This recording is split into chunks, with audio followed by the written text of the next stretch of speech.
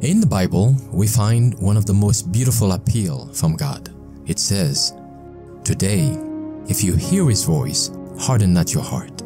Would you like to spend this day with God? Listen to this devotional. This Day with God, a devotional by Ellen G. White. Preach the word. Say ye not a confederacy to them to whom this people shall say a confederacy, neither fear ye their fear, nor be afraid. Isaiah 8, verse 12. Our work is to proclaim to the world the first, second, and third angels' messages.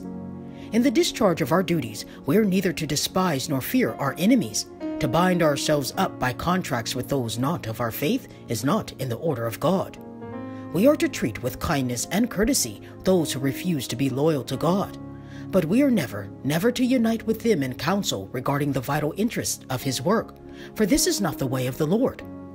Putting our trust in God, we are to move steadily forward, doing His work with unselfishness and humble dependence upon Him, committing ourselves in all that concerns our present and future to His wise providence, holding the beginning of our confidence firm unto the end, remembering that it is not because of our worthiness that we receive the blessings of heaven, but because of the worthiness of Christ and our acceptance through faith in Him of God's abounding grace.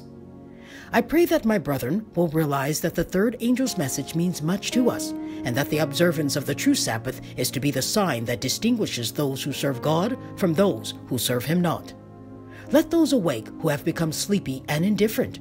We are called to be holy, and we should carefully avoid giving the impression that it is of little consequence whether or not we retain the peculiar features of our faith.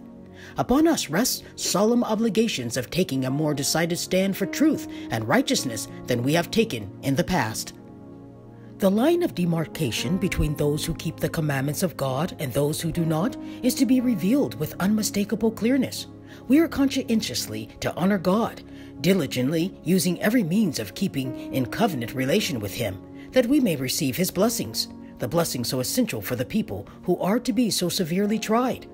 To give the impression that our faith, our religion, is not a denominating power in our lives is greatly to dishonor God.